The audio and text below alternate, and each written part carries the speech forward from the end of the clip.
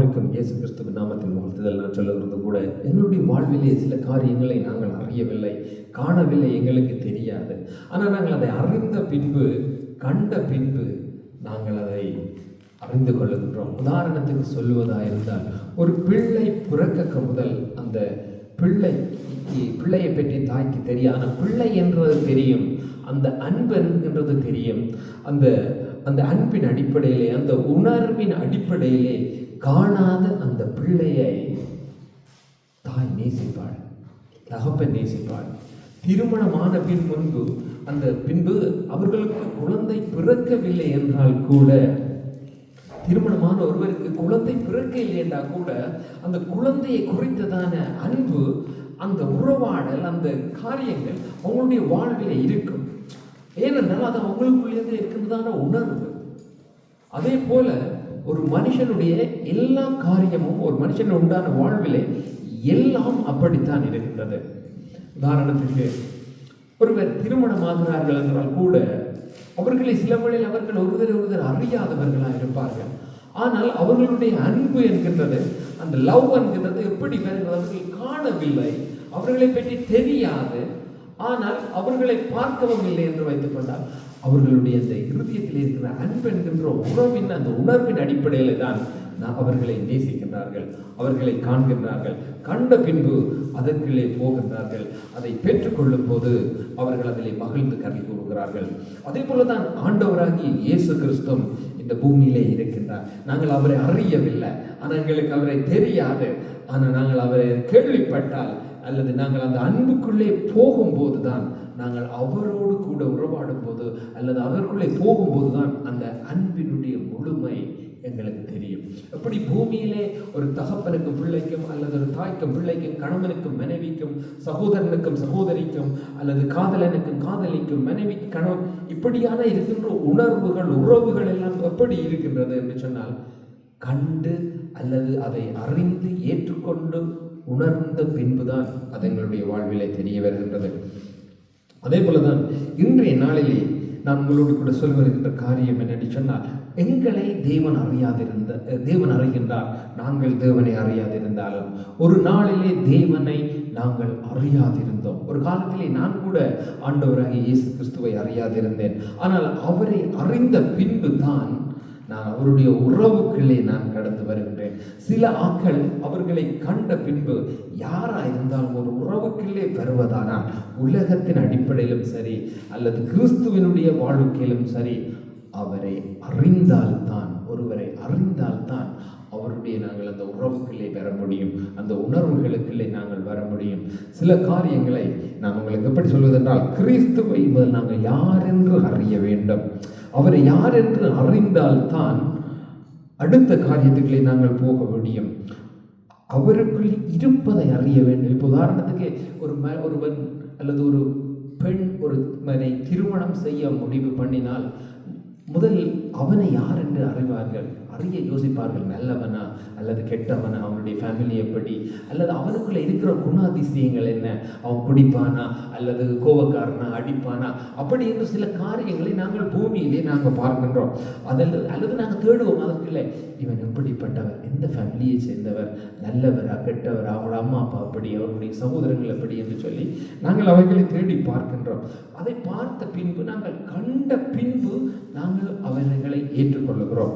அதை ஏற்றுக்கொண்ட பின்புதான் நாங்கள் அவர்களுடைய வாழ்விலே நாங்கள் அவர்களுக்குள்ளே அந்த உறவை நாங்கள் அனுபவிக்க முடியும். அதே போலதான் நாங்கள் இயேசு கிறிஸ்துவை நாங்கள் யாரென்று தேடி பார்க்க வேண்டும். எப்படி அறியாத ஒருவரை நாங்கள் எங்களுடைய வாழ்விலே ஏற்றுக்கொள்ள நாங்கள் ரெடியா இருக்கின்றோமோ, அவர்களுடைய வாழ்வுக்கு ஓகேயா இருக்கும் என்று, அல்லது ஒரு வேலைக்கு சரி எதுவாக இருந்தாலும் உலகத்திலே நாங்கள் தெரியாத ஒன்றை நாங்கள் எப்படி நாங்கள் ஏற்றுக்கொண்டு நாங்கள் அதற்குள்ளே வாழ பழகி எங்களை பழக்கி வைத்துக் கொண்டு போகிறோம். ஆனால் கிறிஸ்து அப்படி அல்ல. எங்களுடைய வாழ்வில் வெரி இம்பார்ட்டன்ட். நாங்கள் அவரை ஏற்றுக்கொள்ளுவோமானால், நாங்கள் அவருடைய வாழ்வுக்குள்ளே அதுக்குள்ளே போவோமானால், நாங்கள் அவரை யார் என்று அறிவோமானால், அவருக்குள்ளே என்ன இருக்கிறது என்று நாங்கள் கண்டுகொள்ளுவோமானால், அதற்குள்ளே அவர்கள் என்ன இருக்கிறது என்று நாங்கள் தேடுவோமானால், அதை கண்டுகொள்வோமானால், நாங்கள் நித்திய ஜீவனை அனுபவிக்க முடியும். கிறிஸ்துக்குள்ளே இருக்கிற காரியங்கள் சகலவற்றையும் அனுபவிக்க முடியும். சுகத்தை அனுபவிக்க முடியும், வெள்ளத்தை அனுபவிக்க முடியும், விடுதலை அனுபவிக்க முடியும், இப்படி நிறைய காரியங்களை அனுபவிக்க முடியும். பைபிளில் ஒரு சம்பவத்தை வைத்து நான் சிறிய காரியங்களை உங்களுக்கு சொல்ல விரும்புகிறேன். யோவான் 17:3 சொல்லுகிறது, நான் இப்போ வாசித்தவுடன் நான் வருகிறேன். நித்திய ஜீவனை எப்படி என்றால் பிதாவாகிய தேவனையும் குமாரனாகிய கிறிஸ்துவையும் அறிவதே நித்திய ஜீவன் என்று சொல்லி, அந்த நித்திய ஜீவன் எங்கே இருக்கிறது என்று சொன்னால் 1 யோவான் 5:11 சொல்லுகிறது, கிறிஸ்துவுக்குள்ளே அந்த நித்திய ஜீவன் இருக்கிறது என்று சொல்லி. அப்ப நித்திய ஜீவனை அறிகிறது என்றால் கிறிஸ்துவுக்குள்ளே தான் நித்திய ஜீவன் இருக்கின்றது. அப்ப அந்த நித்திய ஜீவனை நான் பெற்றுக்கொள்ள வேண்டுமானால் நான் கிறிஸ்துவை அறிய வேண்டும். அப்ப கிறிஸ்துவை அறிய வேண்டுமானால் நான் கிறிஸ்துவை தேட வேண்டும். கிறிஸ்துவை தேடினால் அதை கண்டுகொள்ள முடியும். அப்போ ஒரு மனுஷன் கிறிஸ்துவை தேடுவானால் அவன் கிறிஸ்துவை கண்டுகொள்ளுவான். கிறிஸ்துவை கண்டுகொள்ளும் போது கிறிஸ்துவுக்குள்ளே என்ன இருக்கிறது என்றதை அவன் அறிவானால் அவன் அதை பெற்றுக்கொள்கின்றான். நாங்கள் யோவான் 5 நாங்கள் வாசிப்போம். பெதஸ்தா குளத்தருகே ஒருவர் இருந்தார். அவர் பல வருஷம் எழுப்பி நடக்க முடியாத ஒருவராயிருக்கின்றார். ஆனால் அவருக்கு ஆசை தான் சுகம் அடைய வேண்டும் என்று சொல்லி. ஆனால் அந்த பெதஸ்தா குளத்துக்குள்ளே அவரை கொண்டு போய் விடுவதற்கு ஒருவரும் இல்லை. ஆனால் அவருக்கு ஒரு நம்பிக்கை இருந்தது, அந்த குளத்திலே போய் நான் இறங்கினால் நான் சுகமாவேன் என்று சொல்லி. அப்ப அங்கு ஒரு முறைமை இருந்தது. பெதஸ்தா குளம் என்ற ஒரு குளம் இருந்தது. அது கோயிலுக்கு, அவருடைய சர்ச்சுக்கு முன்னாக, ஆலயத்துக்கு முன்பாக இருந்தது. அந்த குளத்திலே ஒரு அற்புதம், அதிசயம் இருந்தது. என்னென்று சொன்னால், அந்த குளத்துக்கு வருத்தக்காரர்கள், நோயாளிகள் வருவார்கள். அங்கே அவர்கள் காத்திருப்பார்கள். அங்கே அந்த நேரத்திலே இந்த டாக்டர் சாலை தீர்க்க முடியாத நோயுள்ளவர்கள் அங்கு வந்திருப்பார்கள். அந்த தண்ணியை கலக்கும் போது அவர்கள் சொல்லுகிறார்கள், அது தேவதூதன் வந்து அந்த தண்ணியை கலக்குவான்னு சொல்லி அதற்குள்ளே வந்து இறங்கினால் அவர்கள் சுகமாவார்கள் என்று. அப்படித்தான் இங்கே ஒரு வியாதியுள்ளவர், 38 வருஷமான வியாதியுள்ள மனுஷன் அங்கே படுத்திருந்தான். அவன் காத்திருக்கிறான். என்னென்று சொன்னால், தான் இந்த தண்ணீரை கலக்கும் போது அல்லது கலங்கும் போது என்னை ஒருவர் கொண்டு போய் முதல் விட்டால் நான் சுகமாவேன் என்று அவன் காத்திருக்கின்றான். ஆனால் அவன் சுகமாகிறதற்கு காத்திருக்கிற வழி, அவன் நினைக்கிறான் ஒரு வழி இதுதான் என்று சொல்லி. ஆனால் ஆண்டவராகிய இயேசு கிறிஸ்து அவனை வந்து சுகமாக்கின்றார். அவன் தண்ணீருக்குள்ளே இறங்கவில்லை. அப்ப ஆண்டவருக்கு தெரியும் அவன் சுகமாகிறதற்கு பிரியமுள்ளவனாய், விருப்பமுள்ளவனாய் இருக்கின்றான். ஆனால் தேவனாகிய கர்த்தர் அவனை தேடி வருகின்றார். ஒரு மனுஷனை தேவன் தேடி வருவதை அவன் அறிய மாட்டான். ஆனால் தேடி வருவதை அவன் அறிந்து அதை கண்டு கொள்ளுவானான். ஆனால் தேவனிடத்திலே இருக்கிறதை அவன் பெற்றுக்கொள்ளுவான். இந்த இடத்திலே சுகம் காட்டப்படுகின்றது. பல இடங்களிலே பல காரியங்கள் காட்டப்படுகின்றது. ஆனால் இந்த இடத்திலே அவன் ஒரு பலவீனமான மனுஷன். நான் வாசிக்கிறேன்.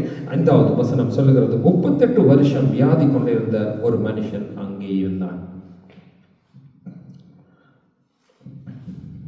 ஏன் சொல்லுகிறார்? 6வது வசனம் சொல்லுகிறது, படுத்திருந்த அவனை நோக்கி இயேசு கண்டு அவன் வெகு காலமாய் வியாதியஸ்தன் என்று அறிந்து அவனை நோக்கி சொஸ்தமாக வேண்டும் என்று விரும்புகிறாயா என்று கேட்கின்றான். அதற்கு அவன் சொல்லுகிறான், ஆண்டவரே, ஆம் ஆண்டவரே, தண்ணீர் கலக்கப்படும் போது என்னை குளத்திலே கொண்டு போய் விடுகிறதற்கு ஒருவரும் இல்லை. நான் போகிறதற்குள்ளே வேறொருவன் எனக்கு முந்தி இறங்கி விடுகிறான் என்று அவர் பதில் சொல்லுகின்றார். அதற்கு இயேசு சொல்லுகிறார், இயேசு அவனை நோக்கி, நீ எழுந்திரு, உன் படுக்கையை எடுத்து கொண்டு போய் விடு என்று சொல்லி. உண்மையிலே ஆண்டவராகிய இயேசு கிறிஸ்து என்ன செய்திருக்க வேண்டும்? தண்ணீர் கலங்கும் போது வரும், நான் உன்னை கொண்டு போய் விடுறேன், அல்லது உனக்கு ஒரு உதவி செய்யறதுக்கு அனுப்புறேன், அப்படிதான் நாங்கள் செய்வார்கள், நோம்பலா செய்ய வேண்டும். ஆனால் இதிலே இந்த காரியத்தை நான் அன்றைக்கு தியானித்த போது என்னுடைய இருதயத்திலே ஆண்டவர் வைத்த காரியம், ஒருவனை அவன் எனக்காக காத்திருந்தால், அந்த பெதஸ்தா குளம் என்கின்றது ஆலயத்துக்கு முன்பாக இருக்கின்றது. அது யூதர்களுடைய ஆலயம். அந்த ஆலயத்தின் தேவனாகிய கடவுள், அந்த கடவுளாகிய ஆண்டவர் தான் இயேசு கிறிஸ்துவாய் வந்தார். அவருக்கு தெரியும் அவன் என்மேல் நம்பிக்கை உள்ளவனாய் அவன் இந்த இடத்திலே காத்திருக்கின்றான். அவன் இத்தனை வருஷம் தனக்கு உதவி செய்ய ஒருவரும் இல்லை என்று சொல்லி அவன் காத்திருக்கின்றான். ஆனால் நான் அவனுக்கு உதவி செய்வேன் என்று சொல்லி இறங்கி வருகின்ற தேவனாய் இருக்கின்றார். அவனுக்கு அங்கே அவர் இதை கொடுக்கின்றார், அந்த விடுதலையை கொடுக்கின்றார். அதே போலதான் இன்னொரு காரியத்தை நான் உங்களுக்கு காண்பிக்க விரும்புகின்றேன். லூக்கா 19 முதலாவது அதிகாரத்தில் இருந்து 19ஆம் அதிகாரம் 1வது வசனத்தில் இருந்து 10வது வசனம் வரை. அவன் அந்த ஒரு குள்ளனாய் இருந்தான். அவன் என்ன செய்கின்றான் என்றால், ஆண்டவராகிய இயேசு கிறிஸ்துவை பார்க்க விரும்பினான். அவன் அவரை பார்க்கத்தான் விரும்பினான். ஆனால் தேவன் அவனுக்கு நித்திய ஜீவனை கொடுக்கின்றார். சில வேளைகளில் இது எங்களுக்கு ஸ்டோரி மாதிரி தெரியலாம். நாங்கள் சில வேளைகளில் நாங்கள் அதை பார்த்து சிரிக்கலாம், நாங்கள் நகைக்கலாம். ஆனால் இதை நாங்கள் நம்பினால் அப்படியே ஆகும். எங்களுடைய இருதயத்திலே நாங்கள் விசுவாசிக்காவிட்டால் தேவனுடைய காரியத்தை பெற்றுவிட முடியாது. நான் என் அனுபவத்திலே நான் சொல்லுகிறேன். ஏனென்றால் அதிலே அவர் என்ன செய்கின்றார் என்று சொன்னால், இயேசு கிறிஸ்து வருகிறார் என்று கண்டு அவன் வருகின்றான். வரும்போது 3வது வசனம் சொல்லுகிறது, இயேசு எப்படிப்பட்டவரோ என்று அவரை பார்க்க வகை தேடினான். அவன் குள்ளனாய் இருந்தபடியினால் ஜனக்கூட்டத்தில் அவரை காணக்கூடாமல் போயிற்று. நான் கிறிஸ்துவை அறியாமல் இருந்தவன் தான். ஆனால் சர்ச்சுக்கு ஒரு நாள் போனேன். நான் கேட்டேன், நீ தேவனானால், நீர் கர்த்தரானால் எனக்கு உம்மை காண்பியும் என்று. ஆனால் ஆண்டவராகிய தேவன் எனக்கு வெளிப்பட்டார். ஆனால் அதே போலதான் இந்த பர்திமேயை குருடன் இயேசு கிறிஸ்துவை குறித்து கேள்விப்படுகின்றான். நானும் கேள்விப்பட்டவன், ஆனால் ஏற்றுக்கொள்ளாதவனாய் வாழ்ந்தேன். இந்த நாட்களில் 7 வருஷம் அதாவது ஏத்திஸ்ட், அதாவது கடவுள் இல்லை என்று சொன்னவனாய் நான் வாழ்ந்தேன். ஏன் நான் சொல்லுகிறேன் என்றால், ஒரு காலத்திலே நாங்கள் எப்படி இருக்கின்றோம் என்கின்றதை வைத்து நாங்கள் கடவுளை எடை போட்டு விட முடியாது, அவரை நாங்கள் அறிந்து விட முடியாது. அதே போலதான் இவன் அவரை பார்க்கிறதற்கு என்று போகின்றான். அவன் இயேசு எப்படியானவர் என்று பார்க்கிறதற்கு தான் போகின்றான். ஆனால் அவன் பெற்றுக்கொள்கின்ற விஷயம் நித்திய ஜீவனாயிருக்கின்றது. அப்ப இயேசு கிறிஸ்துவனிடத்திலே என்ன இருக்கிறது என்கின்றது அவன் கேள்விப்பட்டான். இவர் நித்திய ஜீவன், இவர் கர்த்தர், இவர் தேவன். இஸ்ரவேலிலே அந்த நாட்களிலே கிறிஸ்துவை ஏற்றுக்கொண்டவர்களும் உண்டு, ஏற்றுக்கொள்ளாதவர்களும் உண்டு. அவரை தீர்க்கதரிசி என்று சொன்னவர்களும் உண்டு. சிலர் குமாரனாக, அதாவது கடவுளுடைய குமாரன் என்று சொன்னவர்களும் உண்டு. இல்லை, இவர் மேசியா என்று ஏற்றுக்கொண்டவர்களும் உண்டு. அப்ப பலவிதமான கதை அந்த இடத்திலே அந்த நேரத்திலே காணப்பட்டிருக்கும். அப்ப அவர் என்ன செய்கின்றார் என்றால், இவர் மேசியாவா, அல்லது இவர்கள் சொல்றபடி தீர்க்கதரிசியா, அல்லது இவர்கள் சொல்லுகிறபடி சாதாரண ஒரு மனுஷனா என்பதை அவன் அறிய விரும்பி அவன் இயேசு கிறிஸ்துவை பார்க்கிறதற்கு எப்படியாவது பார்த்து விட வேண்டும் என்று அவன் போகின்றான். அப்படி போகின்ற நேரத்திலே ஆண்டவராகிய இயேசு கிறிஸ்து என்ன செய்கின்றார் என்றால், அவனை காண்கின்றார். கண்டபோது இயேசு கிறிஸ்துவை ஆண்டவர் கூப்பிடுகின்றார். 5வது வசனம் சொல்லுகிறது, சகையுமே, நீ சீக்கிரமாய் இறங்கி வா, இன்றைக்கு நான் உன் வீட்டில் தங்க வேண்டும் என்கின்றார். ஆண்டவராகிய இயேசு கிறிஸ்து அவனை கூப்பிடுகிறார், நீ வா, நான் உன் வீட்டிலே தங்க வேண்டும் என்று. அங்கே இருந்தவர்கள் சொல்லுகிறார்கள், இன்னும் இவர் பாவியினோடு கூட உட்கார விரும்புகிறார். அவன் ஒரு டேக்ஸ் கலெக்டராக இருந்தான். இப்போ டேக்ஸ் கலெக்டர் என்றால் இந்த நாட்களிலே, அந்த நாட்களிலே இப்போ இருக்கிற டேக்ஸ் கலெக்டர் மாதிரி அல்ல. அப்போ இதை விட கொள்ளை என்று தான் சொல்லலாம் ராஜாக்கள் இந்த நாட்களிலே. அப்போ அவன் டேக்ஸ் கலெக்டராக இருந்தபடினாலும் அவனிடத்துல யாரும் பிரியமாக இருக்கிறதில்லை. அப்போ அவனை ஒரு பாவி என்று சொல்லித்தான் எல்லாரும் பார்ப்பாங்க, விரும்பாதவங்க. அப்போ இவர் நீதிமானாக இருக்கின்றாரே, தேவனாக இருக்கின்றாரே, இவர் இப்படி என்று சொன்னால் அவனை பற்றி இவருக்கு தெரிஞ்சிருக்குமே, எப்படி அவனோடு கூட இவர் போகலாம் கொள்ளலாம் என்று அவர்கள் பேசுகின்றார்கள். ஆனாலும் ஆண்டவருக்கு தெரியும், இவன் என்னை தேடுகிற இருதயம் உள்ளவனாக இருக்கின்றான். அவர் வெளியில் இருக்கிற காரியங்களை எல்லாம் பார்க்கறதில்லை. நாங்கள் தான் அழகை பார்ப்போம், பணத்தை பார்ப்போம், உயரத்தை பார்ப்போம், நிறத்தை பார்ப்போம், முகத்தை பார்ப்போம். ஆனால் தேவன் இருதயத்தை தான் பார்க்கின்றவராக இருக்கின்றான். அப்ப அவன் தன்னை தேடுகின்றான் என்கின்றதை அறிந்த இயேசு கிறிஸ்து அவனை தேடி வருகின்றார். தேடி வந்த அவர் அவனை கூப்பிட்ட பிறகு 8வது வசனத்திலே அவன் சொல்லுகின்றான், சகேயன் என்று கர்த்தரை நோக்கி, ஆண்டவரே, என் ஆஸ்தியில் பாதியை ஏழைகளுக்கு கொடுக்கிறேன். நான் ஒருவரிடத்தில் எதையாகிலும் அநியாயமாய் வாங்கினதுண்டானால் நாளை தனியாய் திருப்பி கொடுக்கிறேன் என்றான். ஒரு மனுஷன்,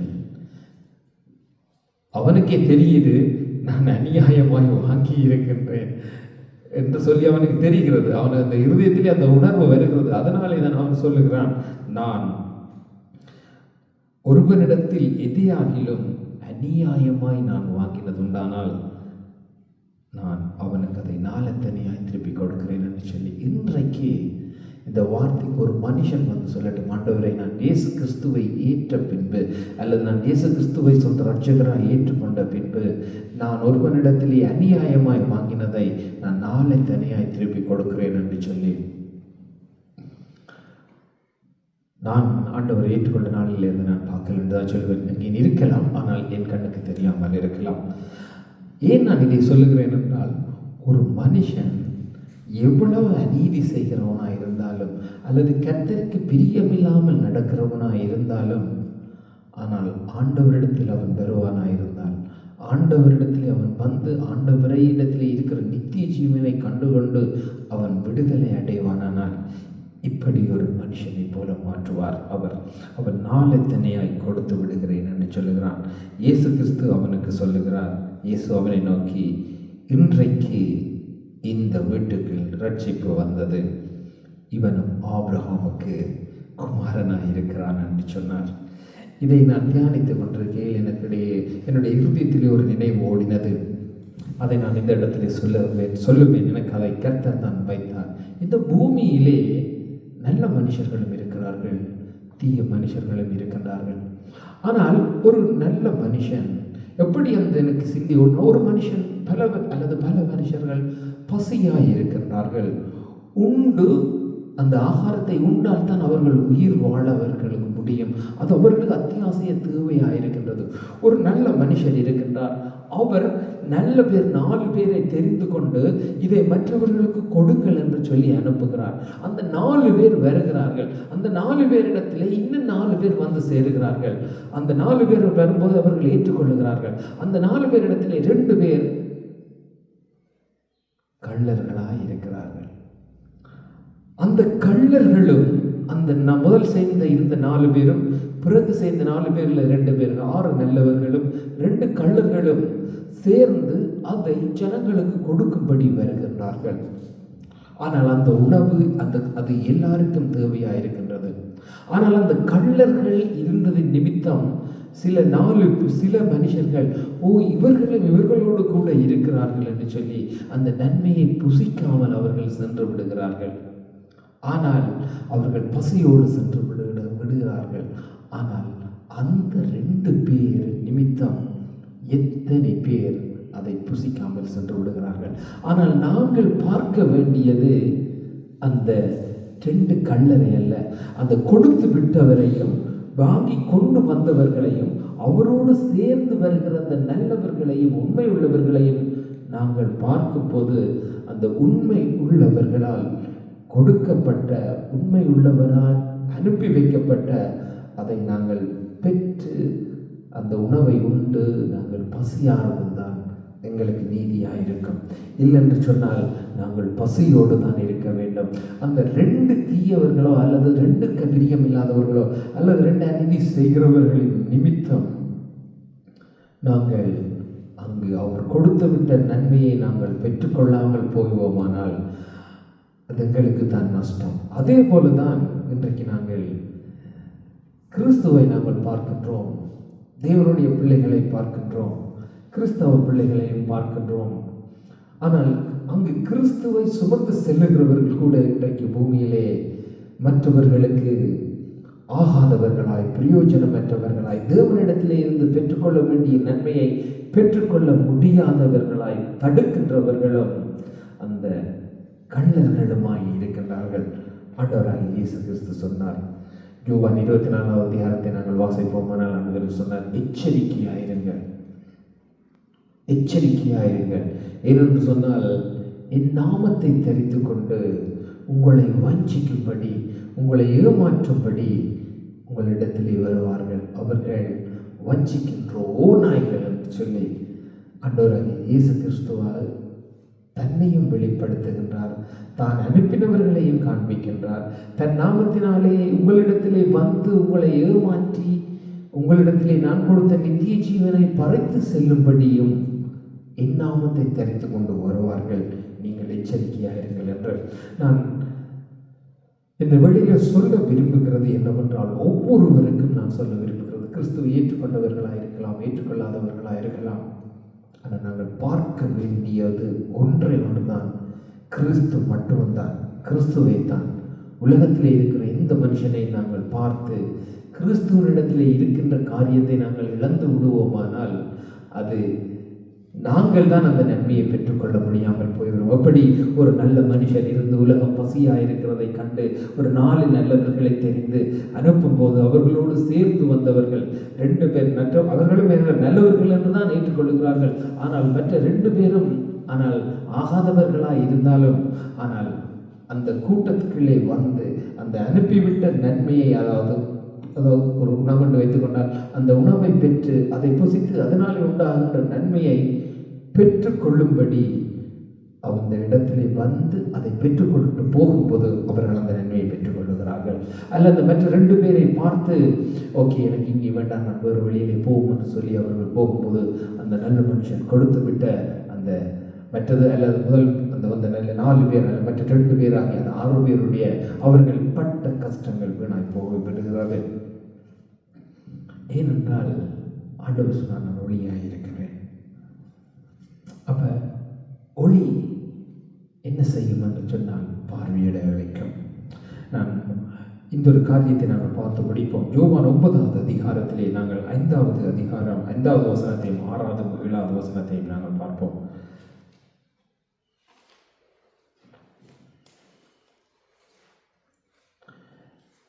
ஏன் நான் இதை நான் இன்றைக்கு நான் உங்களோட சொல்லும்போது எப்படி நான் சொல்ல விரும்புகிறேன் என்று சொன்னால் 5வது வசனம் சொல்லுகிறது. யோவான் 9வது அதிகாரம் 5வது வசனம், நான் உலகத்தில் இருக்கையில் உலகத்திற்கு ஒளியாய் இருக்கிறேன் என்று சொல்லுகின்றார்.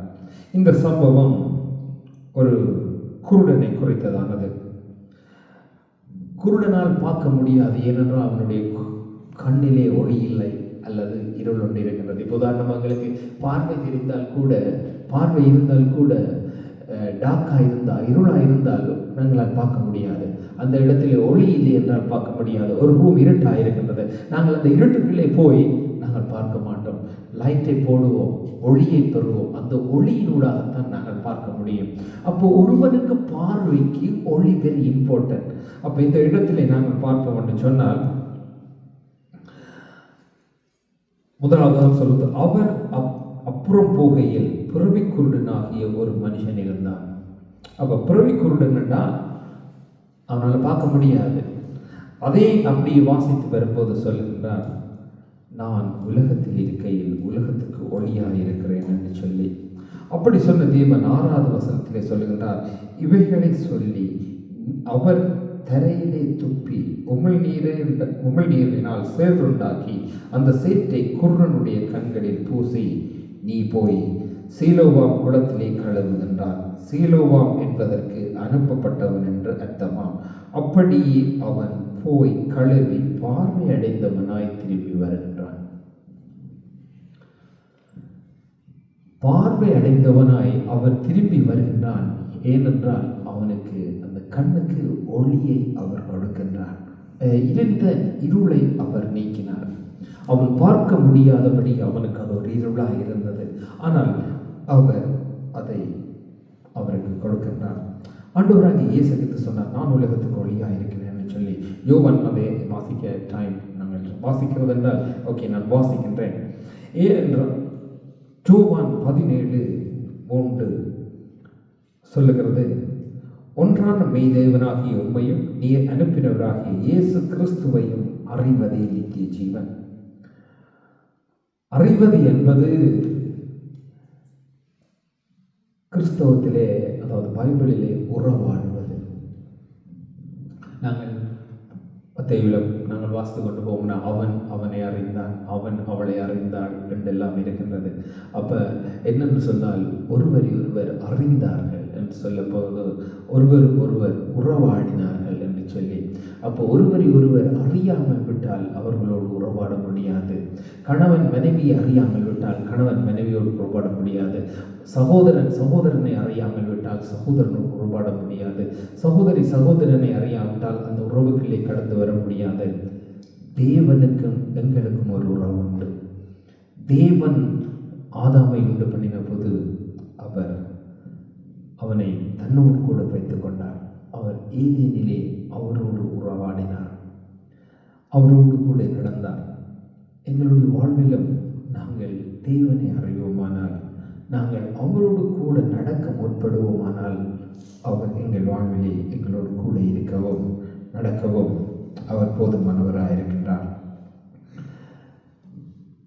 நான் எனக்கு தெரிந்த அளவுக்கு நான் ஆண்டவராக இயேசு கிறிஸ்துவை ஏற்றுக்கொண்டு ஆண்டவராக இயேசு கிறிஸ்துவுக்குள்ளே நான் வாழ்கின்ற இந்த நாட்களிலே எனக்கு பெஸ்ட் கிஃப்ட் என்றா இந்த பைபிள் தான் சொல்லுவேன். இந்த கிஃப்ட்டுக்கு இணையாக இந்த பூமியில் எந்த ஒரு கிஃப்ட்டும் இல்லை. எங்களுக்கு பணம் தேவைதான், ஆனால் இதுக்கு இணையாக ஒன்றுமே இல்லை. ஏனென்றால் இது கடவுளுக்கு ஈக்குவலாக இருக்கு.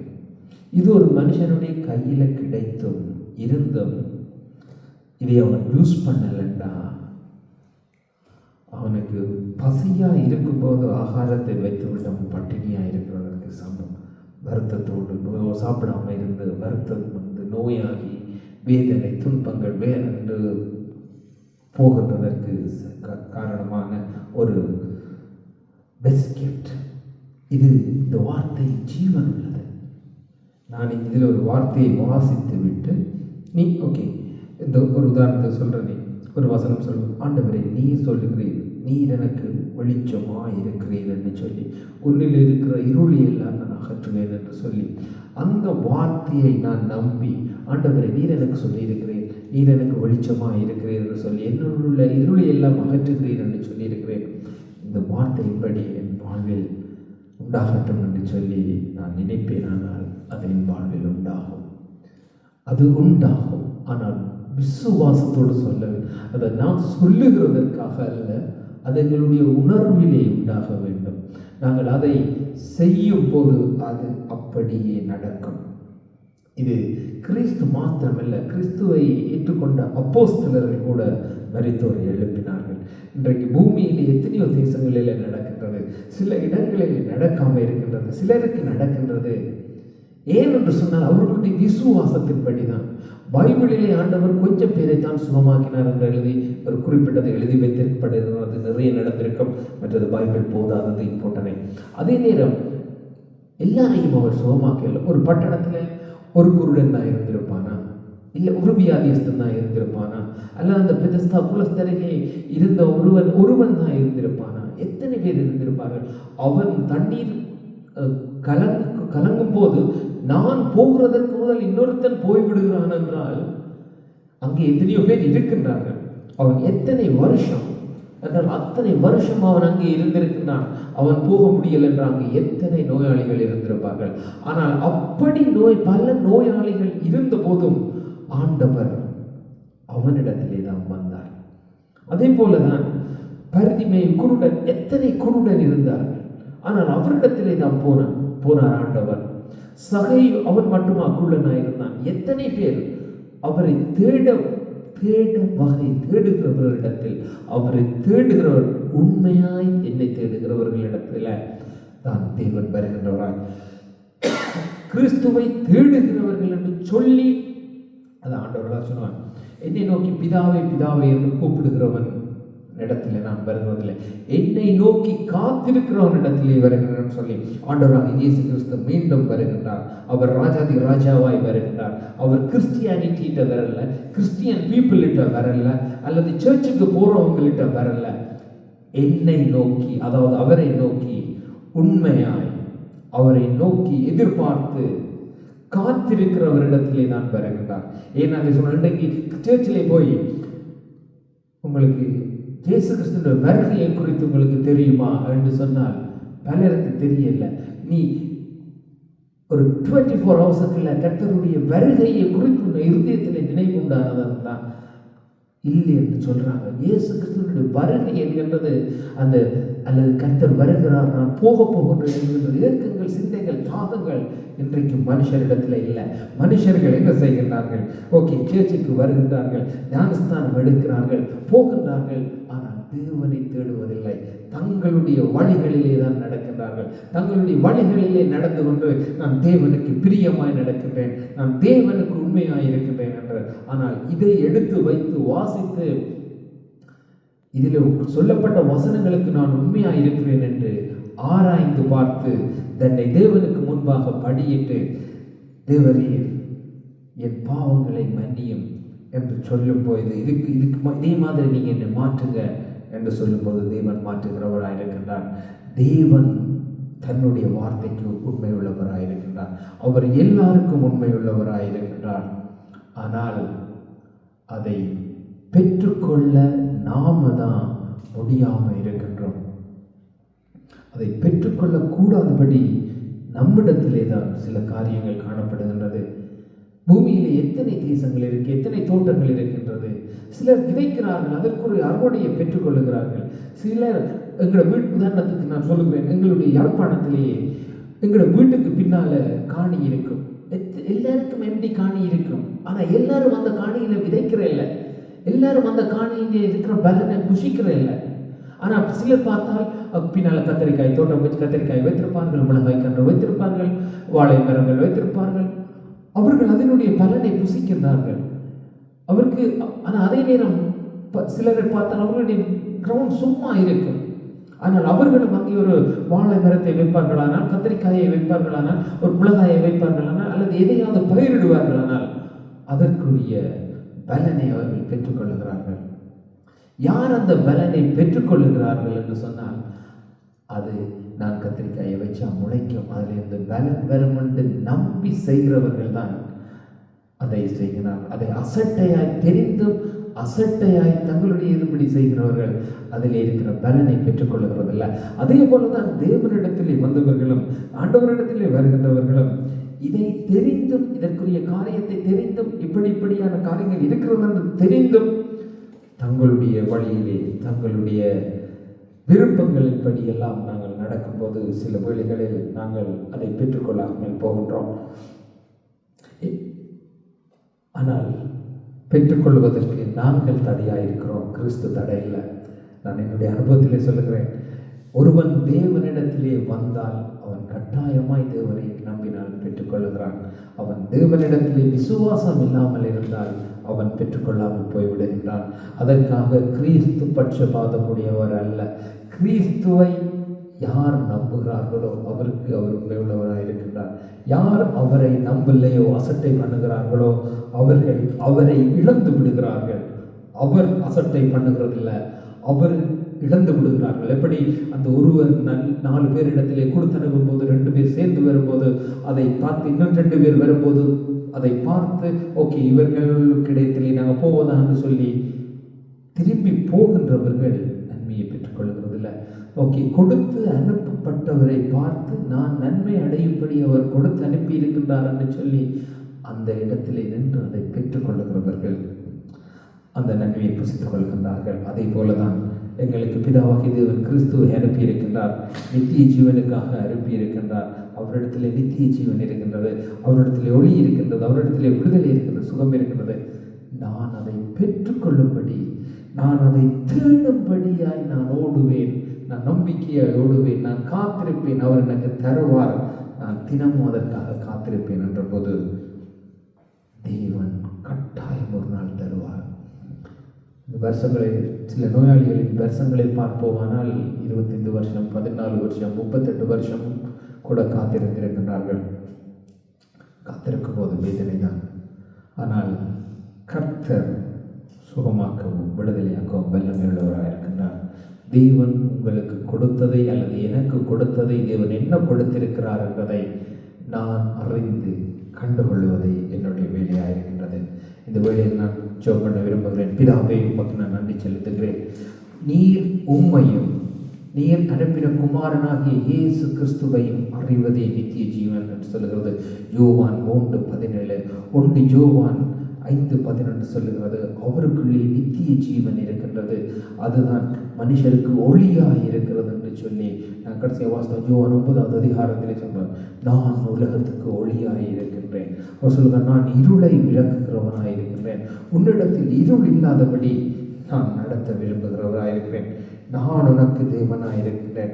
முதல் அவரே எனக்கு தேவனாக இருக்கின்றார், அவரே எனக்கு ராஜாவாக இருக்கின்றார், அவர் எனக்கு எல்லாமாய் இருக்கின்றார் என்று சொல்லி பாவங்களை மன்னிக்கின்றார், அக்கிரமங்களை மன்னிக்கின்றார், மீறுதல்களை மன்னிக்கின்றார். நாங்கள் செய்ய வேண்டிய ஒரே ஒரு வேலை, அவரை எங்களுடைய அவரை கொண்டு அவருடைய பாதத்தில் எங்களை கொண்டு போய் நாங்கள் போட்டு அவருடைய பாதத்திலே பணிந்து எங்களை அவரிடத்திலே ஒப்பு கொடுத்து இந்த வார்த்தைகளை நாங்கள் தியானிப்பதுதான். பிதாவை இந்த வேளையில் உங்களுடைய சமூகத்திலே ஒப்பு கொடுக்கிறேன். ஆண்டவரே, நீ சொல்கிறீர் ஆண்டவரே, நீங்கள் என் முகத்தை தேடி, அதாவது உங்களை தாழ்த்தி, நீங்கள் உங்களை தாழ்த்தி உங்களை விட்டு கொடுத்து என் முகத்தை தேடுவீர்களானால் அப்பொழுது நீங்கள் சேமத்தை, அதாவது நன்மையானதை கண்டுகொள்வீர்கள் என்று சொல்லி, பிதாவே என்னை ஒப்படைக்கிறேன் அடி. உங்களுடைய சமூகத்தில் இங்கே இருக்கிற ஒவ்வொருத்தரையும் ஒப்புக் கொடுக்கிறேன் அடி. இந்த மண்டபத்துக்குள்ளே வந்து போகிற ஒவ்வொருத்தரையும் உங்களுடைய சமூகத்தில் ஒப்புக் கொடுக்கிறேன் அடி. ஆண்டவரே, உங்களுடைய சத்தத்துக்கு செவி சாய்க்க எங்களுக்கு கிருபை தான் ஆண்டவரே. உங்களுடைய சத்தத்துக்கு விட்டு கொடுக்க எங்களுடைய இருதயத்துக்கு விடுதலை தாங்க அடி. உம்மிடத்தில் இருக்கிற சகல நன்மையான ஈவுகளையும் நாங்கள் பெற்றுக்கொள்ள எங்களுக்கு கிருபை தான் ஆண்டவரே. சகலவற்றையும் மரித்து உயிர்த்தெழுந்த நசரேயனாகிய இயேசு கிறிஸ்துவின் நாமத்தில் ஒப்புக் கொடுக்கிறேன் பிதாவே. ஆமென், ஆமென்.